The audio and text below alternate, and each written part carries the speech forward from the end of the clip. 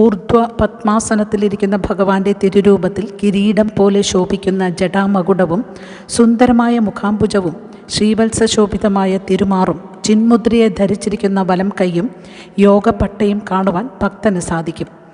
ക്ഷണികങ്ങളായ ലൗകിക ബന്ധനങ്ങളിൽ നിന്നും പുറത്തു കടന്ന് തൻ്റെ നിലനിൽപ്പിന് ആധാരമായ ഈശ്വര ശക്തിയെ ധ്യാനത്തിലൂടെ അറിയൂ എന്ന അറിവാണ് തപസ്വിയായിരിക്കുന്ന അയ്യപ്പസ്വാമിയുടെ മംഗളരൂപം ഭക്തന് നൽകുന്നത്. ചിന്മുദ്ര ജ്ഞാനത്തെ പ്രതിനിധീകരിക്കുന്നു.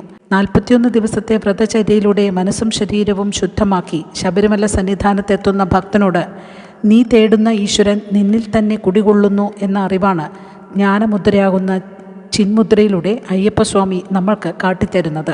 ചെറുവിരൽ, മോതിരവിരൽ, നടുവിരൽ എന്നിവ നിവർത്തിപ്പിടിച്ച് ചൂണ്ടുവിരൽ തള്ളവിരലിനോട് ചേർത്ത് വൃത്താകാരമായി വയ്ക്കുന്നതാണ് ചിന്മുദ്ര. ചെറുവിരൽ, മോതിരവിരൽ, നടുവിരൽ എന്നിവ ഭക്തിയെയും ശുദ്ധിയെയും ആത്മസമർപ്പണത്തെയും പ്രതിനിധാനം ചെയ്യുന്നു. ചൂണ്ടുവിരൽ തള്ളവിരലിനോട് ചേർത്ത് വൃത്താകാരമായി വെച്ചിരിക്കുന്നത് ഭക്തി, ശുദ്ധി, ആത്മസമർപ്പണം എന്നീ 3 ഗുണങ്ങളോട് കൂടിയ ഭക്തന് പ്രപഞ്ചനാഥനായ അയ്യപ്പനിലേക്ക് സ്വയം ലയിക്കുവാൻ സാധിക്കും എന്ന ഉപദേശം പകർന്നു നൽകുന്നു. 18 തത്വസോപാനങ്ങൾ കയറി അയ്യപ്പ സന്നിധിയിലെത്തി ഭഗവാന്റെ മനോഹര രൂപം ദർശിക്കുന്ന ഭക്തൻ ആനന്ദ നിർവൃതിയിൽ ആറാടുന്നു. നീലപ്പട്ടണിഞ്ഞ് സുന്ദര കളയപരനായിരിക്കുന്ന ഭഗവാനെ ദർശിക്കുവാൻ സാധിക്കുന്നത് 41 ദിവസം പിന്തുടർന്നു വന്നിരുന്ന വ്രതപുണ്യത്തിൻ്റെ ഫലം തന്നെ.